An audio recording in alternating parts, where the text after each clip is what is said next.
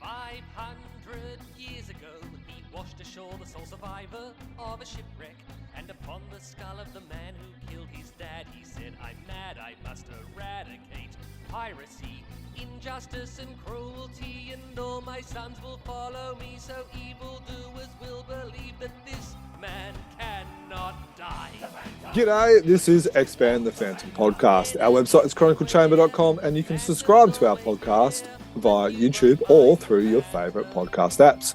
Give us a rating because it helps people find us, and don't forget to tell a mate about us.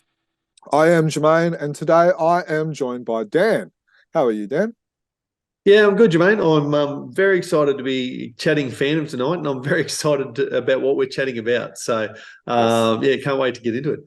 Yes. Normally we have our large monthly comics and news podcast, but we all agreed that with such exciting news about Moonstone announcing their relicense, that we thought, let's do it our initial thoughts on the Moonstone news, that they now have they've got the license for the Phantom, but also Mandrake and Lothar. And then, as we'll discuss later, Joe, the owner of Moonstone, and Mike, the head writer and head editor for the Phantom line, will join us later. But we wanted to, I guess, have an excuse to talk Phantom on a Friday night after a hard day. Oh, absolutely, mate. I'm a Brisbane Lions AFL fan, as regular listeners will know, and there's a Lions podcast called The Raw Deal. They record an emergency podcast if the Lions have a significant win, and we heard a few emergency pods during the final series after the Lions won through to the grand final. We won't talk about anything after that, but this is an emergency pod because this is a big win for the Phantom, and I'm super excited to be getting into it. Yeah, exactly. So what we're going to do is we've got a bit of a run sheet. We're just going to talk about it ourselves. We're going to ask lots of questions, let people know what we know. And then what we want is, if you've got a question or you've got, why didn't they raise this, or why didn't they ask this, send us an email, chroniclechamber@gmail.com, because as we said, we will be talking to Mike and Joe later on, and probably up a couple of times until the first comment comes out. So there will be a good chance that your question will be asked. So, Dan, let's start off. Give us your initial thoughts about the news. Oh, look, my initial thoughts about the news is it's great that there's going to be regular Phantom comics produced in America. That's where the Phantom was born. That's where the syndicate started. That's where the original audience is, and they deserve to have regular stories coming through. So I'm very excited for our American PHANS fans. And then beyond that, I'm really curious as to what this is going to look like, and great to have a lot more. And I might need to elaborate on this later, but it'll be great to have a lot more original stories that are being produced with English as a first language. And that is absolutely no offense. To other nations, it's just the translations I don't think always do them justice. And to have them written in English as a first language, I think is going to be exciting too. Very good points. I guess for me, my initial thoughts is, so I was a fan from the mid-90s. Yeah. Moonstone came around in 2002 initially. And that was kind of like the early stages of the Phantom Forum, the Phantom on Facebook, Chronicle Chamber, and that type of stuff. And so for me, Moonstone has a special place in my heart, and that might make me more biased towards them. Were you actually purchasing and reading Yes. Moonstone comics fresh in 2002 and then for their run? Yes. Quality Comics in Perth. They were bringing them in, especially for me, and then they thought, one fans asked for it, we might as well bring in some more. And then they actually started having people coming to their shop just to buy the Moonstones and stuff. So it was beneficial for them as well. But for me, yeah, exactly. I was buying the issues, I was discussing them on the Phantom Forum. I was discussing it on Facebook, and, and then having creators like Ben Rabb, Mike Bullock, Douglas Kluber, and a lot of these other creators who we've actually interviewed and had chats with as well, but how they were actually communicating with us fans as well, which we weren't getting with Frew at that stage. Oh, they were on the forums and stuff. Yeah, they were on the forums and talking with us and all that type of stuff. So it was like, you know, they were chatting with us. And so as a fan who then became an addicted fanatic fan, if you want to kind of go to that next level, it really... And you have, let's face it, you have. Yeah, well, that's it. You know, creating almost 300 podcasts and all that type of stuff, you have to be kind of nutty to be able to do that. But, you know, like they were there. They were part of the journey into that deep addiction. If they capture half of what they did, I would be happy because, you know, it was exciting. Yeah. For balance then, I completely missed the first iteration of Moonstone.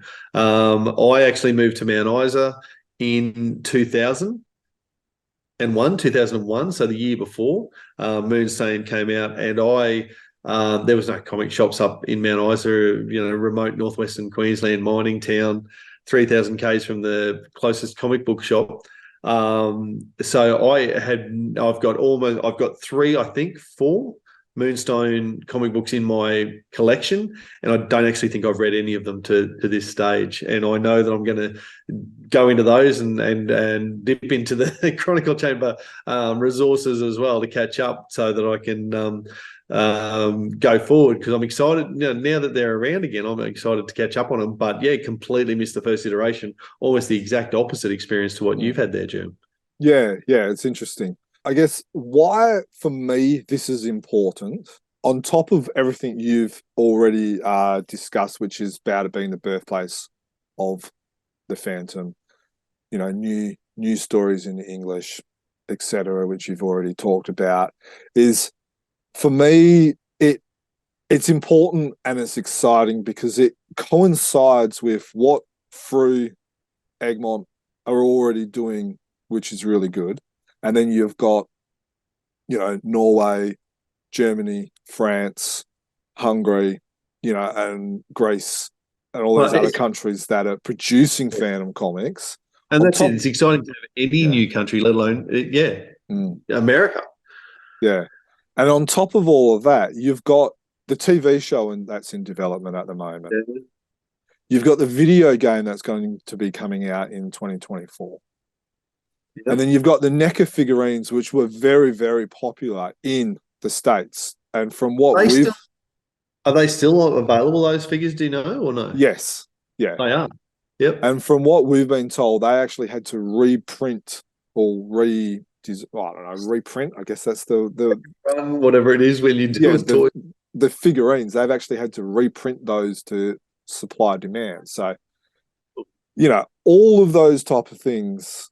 Now you've got a new comic book series producing new comics in America, along with hopefully a good TV show, hopefully a video game which is going to cut through. I reckon, cut through and all that as well. What we've seen, and this is a different podcast, but what we're seeing from Art of Play and the video game is outstanding. It's going to be great for fans. That's why I say I hope it gets cut through into a larger market than just existing fandom people.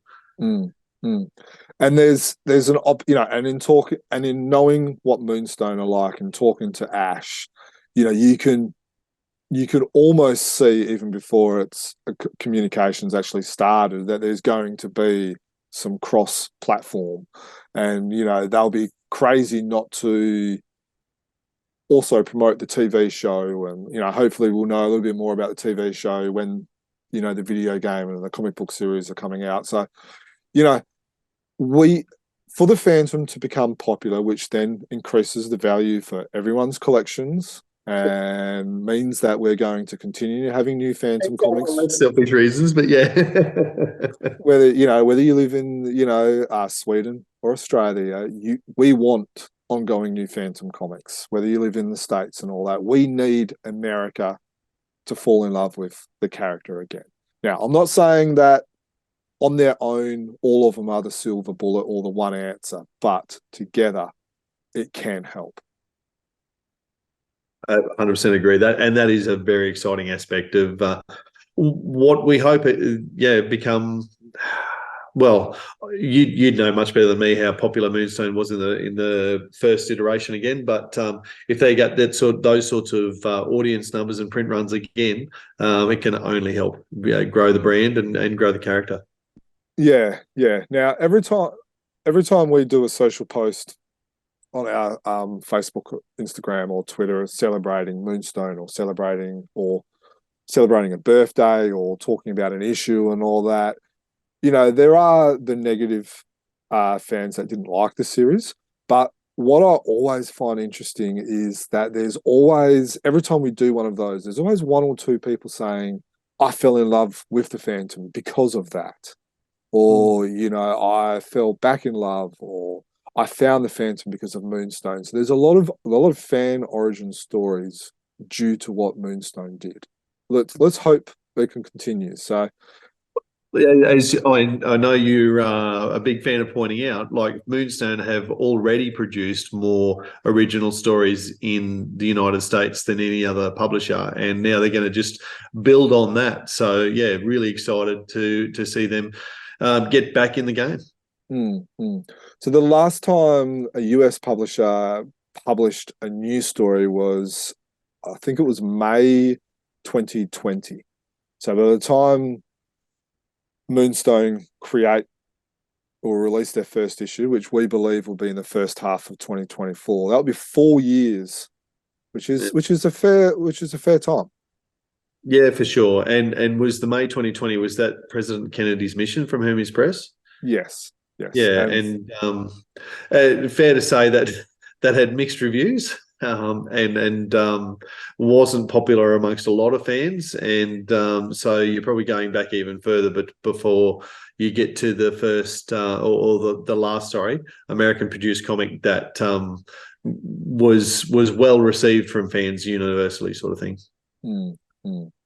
Do we move on to what we know about the release? No, I'm dead keen for you to tell us what we know, Germ. And when you say what do we know, it's what you know, and I'm happy for you to share that with the listeners and with me, and I'll ask you questions hopefully on their behalves as we go through. Awesome. And again, if you have a question that has not been answered or asked, make sure you email us, chroniclechamber@gmail.com, and we will do our best to get a question to you. And some of the questions we will be asking and some of the questions we have already asked are due to questions that have actually been asked from ourselves and from some others on Team Chronicle Chamber as well. Oh, Jim, let's get into it. Okay.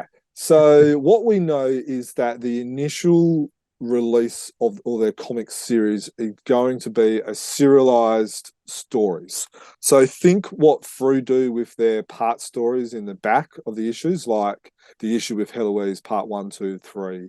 It's going to be a comic around 50 pages, and there's going to be like a part 1 Phantom story, a part 1 crossover story, and then there's going to be other stories from the Moonstone staple. So it might be like the Spider, it might be Lady Domino, and they kind of did something similar back when they were last publishing it with the KGB Noir issues. There was 6 of those.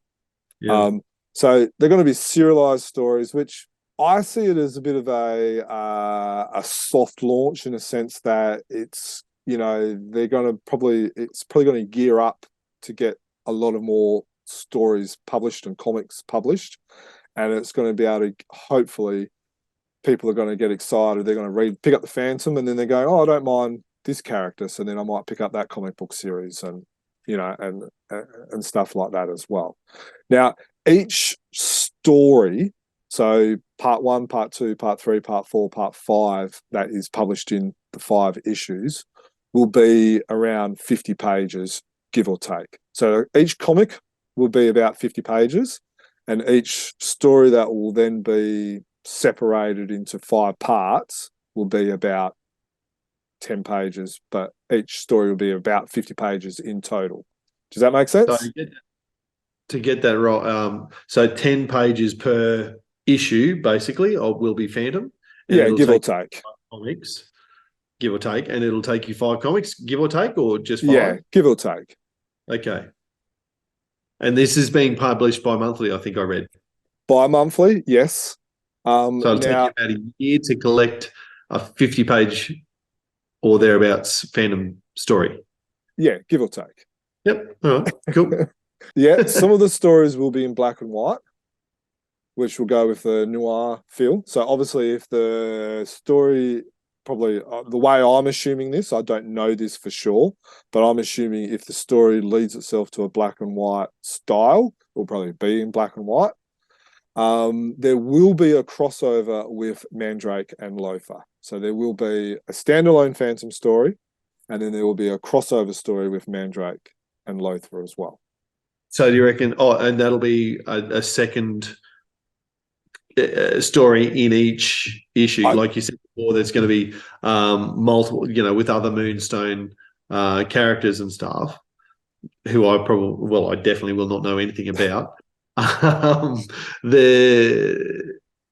So there will be essentially a second Phantom story, but it's also got Mandrake in it. Is that what you're saying? I don't know if we're going to see like the Phantom story and then once that finished the crossover. They could be both. They might be a mixture. I don't know, but I know there's definitely a standalone Phantom story, and then there is a crossover story. So there's at least 2 stories.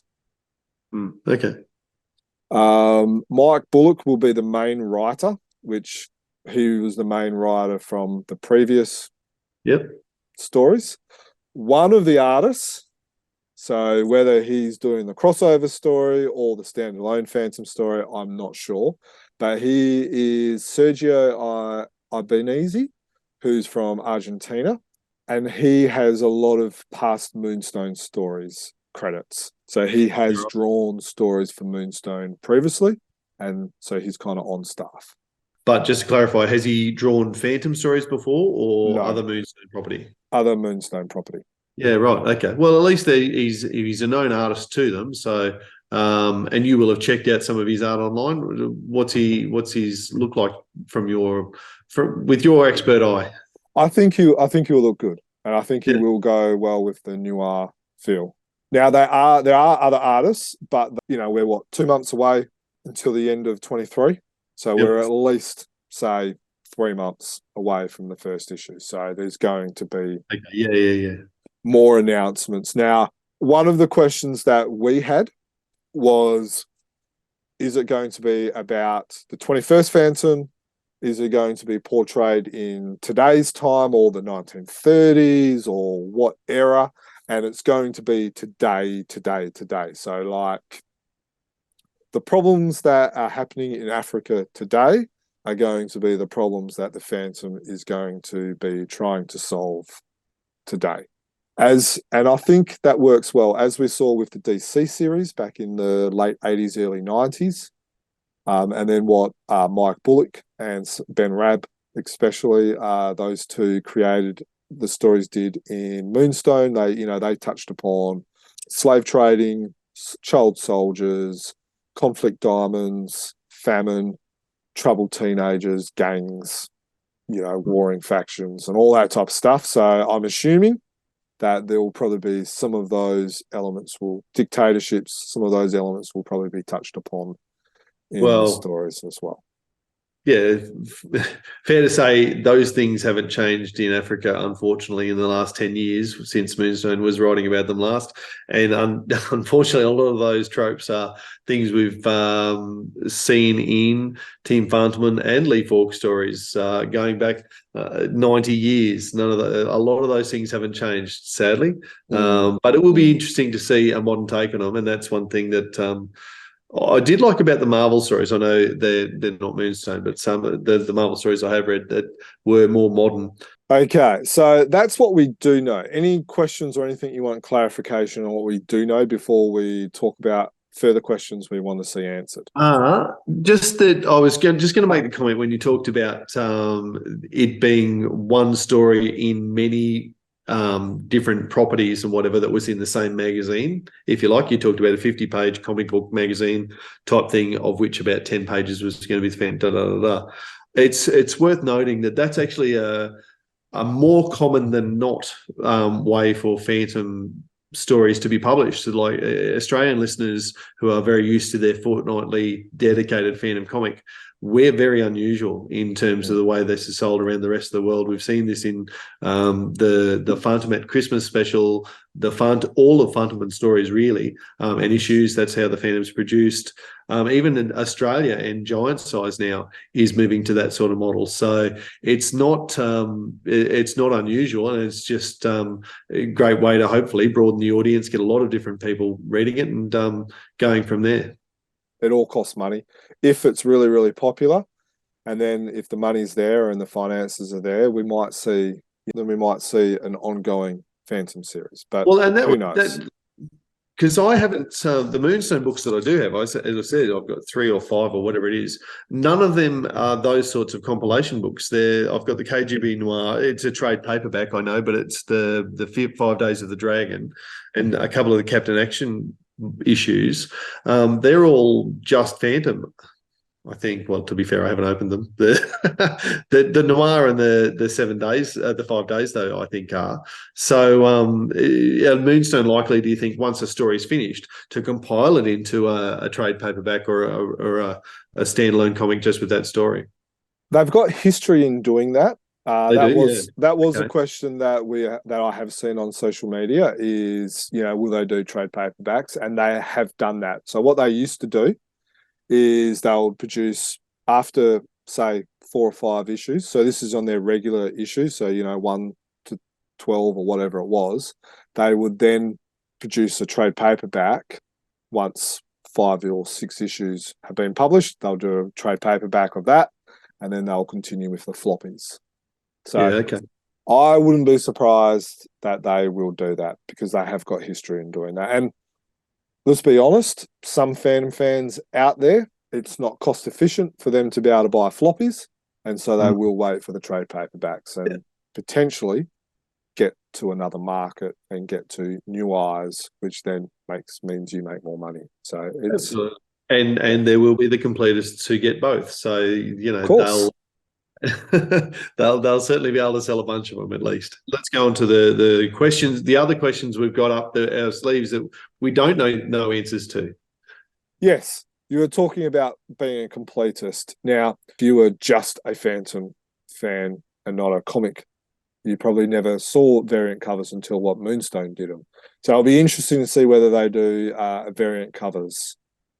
Now, because infamously, really, Dynamite went over the top and was doing 10 variant covers for each issue. Moonstone weren't doing that, were they? No. So Moonstone would they usually did 1 or 2 covers. Okay. In their Ghost Who Walks series, I think the most they did would have been 5, and that was when Cy Barry actually did 1 cover, and then they, Anyway. Now, there are a couple of Phantom fans, Luke Gagan, Nick, I believe, Nick Moles, I know those 2 definitely. I think John and Paul are a couple of others who have literally hunted down every single one of those variants. I think Will Dorrington is another one as well. And I know they spent some big bucks hunting down all those variants as well. So there you go. Well, you've named 5. I reckon that might be half of them in the world. A lot of people who want all the variants. I might be wrong, but yeah, it's it'd be interesting to know how many they printed of each of those, especially covers 15 through 20 sort of thing. Are there only literally 10 or 20 of those available? Who knows? Yeah. Now, one of the things that Moonstone did do with their variant, I think it was Comic Collector Live, and so they did their normal cover, and then they went in partnership with them, and they might produce, say, 100 or 300 comics, and you buy through them. I believe there was also a partnership with an organisation that funded rehabilitating actual saved child soldiers as well. Yeah, right. Now, another question is, these news stories going to be a continuation of the previous Moonstone continuity, or is it going to be a new start? I.e., will we see the same bad guys like Ali Gutali, Tumar Singh, Arthur Locke, Anna Backer, and or Manuel Ortega? It'll be interesting if they're shoehorns or if they're just going to start from scratch. Yeah. The only one of those names that's familiar to me is Manuel Ortega. He created this drug which kind of gave him strength, and he kicked Phantom's backside, to be honest. Yeah, right. Okay. Well, it's an interesting, and will be really fascinating to hear from Mike Bullock as the author, to put that exact question to him. Like, the stories, when Moonstone finished up, did you have a bunch of stories in the bag or ideas in the bag that you now want to bring up? Or can you see this, do you see this as a clean break of, right, I've had a decade away, start again using the lessons that I learned from doing it the first time, could even still keep the bones of those stories, as we said, the universal themes, sadly enough, but assign different bad guys to them, have a different start to that, to this patch of storytelling. So it's a great question. And yeah, I guess if he does continue to use the bad guys he's already established, that gives people like me all the more reason to hunt down back issues of Moonstone and read those stories. We have had a chat with Mike Bullock a couple of years ago. I believe it was about 3 years ago. Now, he did say in that podcast that he had a further 50 stories up his sleeve when they lost the license. Now, that was a total including ranging from a plot to complete stories to being drawn stories type of stuff. So, yeah, right. And I think it would be fair to say he's probably a better writer now, 10 years down the track. So, well, all of us would like to think that whatever job or career we're in, that 10 years down the track, you'd be better at it. So, yeah, absolutely. He probably, again, fascinating to ask him, has he gone back to some of those finished scripts, for instance, and then retooled them, re-edited them? Yeah, I'm looking forward to hearing that sort of insight from the author. So if they do continue lineage or story arc, it'll be interesting whether they reprint the old stories again. Well, or if they've got boxes and boxes, Renee White style, in their warehouse, which they can then put on their shop and actually start selling those for the people like you who are like, well, okay, for me to be able to understand this, I need to buy these 20 comics. I might as well buy these comics and buy these 20 and get them all shipped at once. Or and that's a great question, and we will address this and supply people with ideas, because the distribution of these is going to be really important too.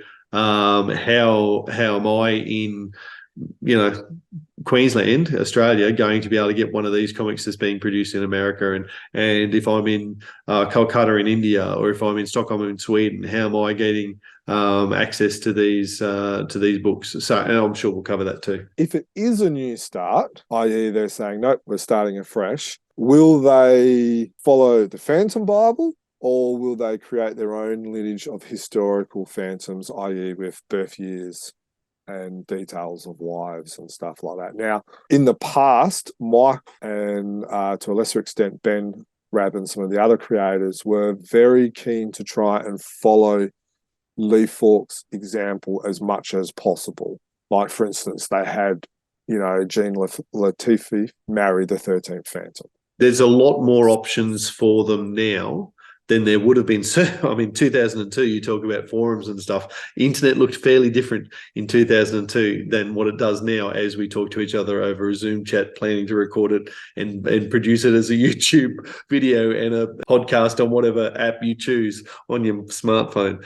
Yeah, so there's a lot more information available now than there was through the wiki, through the Phantom Bible, through all of the chats that they've been exposed to over the years. And it's not going to come as any surprise to anybody that I'd much prefer that they keep to established law rather than, where there are gaps, we appreciate, do your own thing where there are gaps. But where there are not gaps, where there has been previous stories that have established law, so to speak, wherever it's come from, on balance, try to stick to it. That's part of the Phantom way, I think. It'll be interesting to see how they go fitting their tales into that existing universe and how they extend on it, and dare I say it, how they even break that as well. Yeah. And look, I was probably trying to be unbiased in my previous comment, but the amount of work that's gone into the Fandom Bible German, and again, that's so much on you, it's fair and balanced to what you've written by.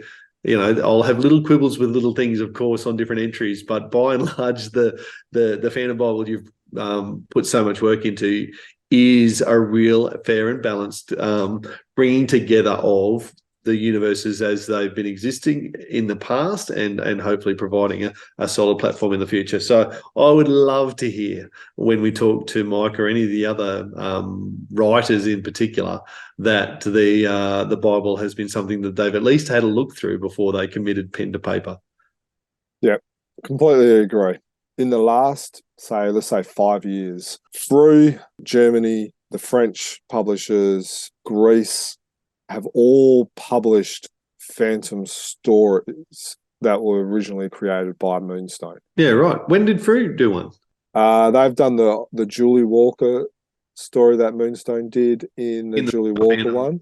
Annual. And they also did, what was the annual about the Great Eastern Dark? There was a 2-part story from Mike Bullock in there as well. Yes. So I have read some Moonstone stories. There you go. I raised that because some of those, the print quality, and it might have just been the printing, but it kind of looked like they were almost scanned in and they were not the original source file. So I'm curious whether Moonstone still have those, and it might be an option for other publishers to maybe publish some more of their work if they've got the original source file. So yeah, gee, that would again lead to not a revival so much, but it just gives everybody more content to publish. That would, and as much as I absolutely celebrate new authors and artists getting work, it's a way for publishers to more cost effectively publish new stories for their audiences, share the content and the whatever that's available around the world anyway. So yeah, if it helps get more Phantom into more hands more cost effectively, then yeah, that'd be fantastic. It's a brilliant point. So Christian Mueller, who does our Germany comics reviews, most of them have, say, like a modern story, whether it's a Frew story, a Moonstone story, or even a Team Phantom Men story, and then they're backed up with, say, like a daily or a Sunday story. He hadn't read these stories before, so he's a really good test candidate here. Of the Frew stories, Team Phantom Men stories, and the Moonstone stories, he's liked the Moonstone stories the best. The question that I'm looking forward to Moonstone answering for me in my position, and I've outlined, what have I missed out on? What am I going to see in these new comics? What did I miss in that first iteration? It's going to be really hard to go back and read all of those, and you talk about read 20 books to catch up on where I should be here. I hope that this new lot allow for readers who have come in late, even though I'm a fan for 30 or 40 years. I just missed Moonstone for this period. So I'd be representative of people who are picking up one of their books for the first time. I hope I don't need to. I might benefit from, and it might enrich my experience if I go back.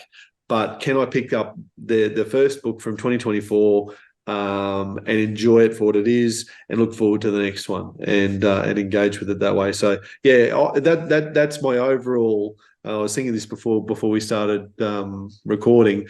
What have I missed out on, and how good is it going to be as it comes through? It's a very good point and a very good question to be able to ask Mike. Is like, if we're going to get this comic, what must I read to be able to enjoy this story as much as I can? It's a very good question. Yeah.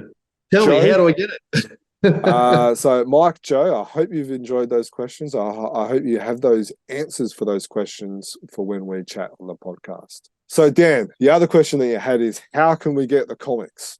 Yes. They are open distribution in America, which is the USA and Canada. So if you're living in those places, they should be easily to get in your local comic book shop.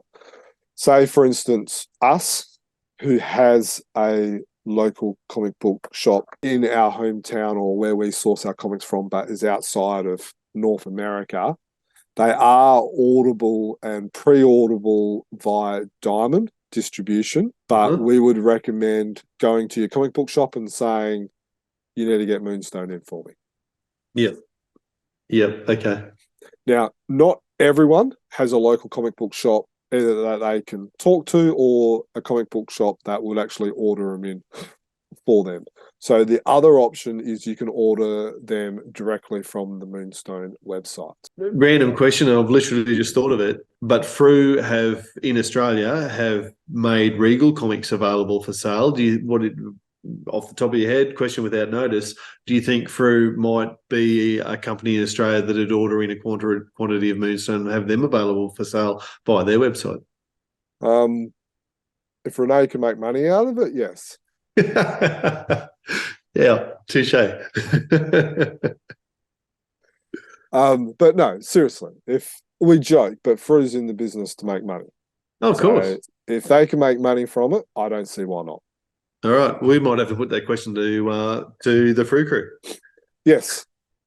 One of the points that was stressed to me, and that was asked if I could stress it to our listeners, that pre-ordering via your local comic book shop is very important because pre-orders allows Moonstone to know how popular it is going to be, so they know how many to print. And obviously, the more they print, the more they sell, the more money they make, which means the higher chance they're going to continue printing the Phantom, which makes sense.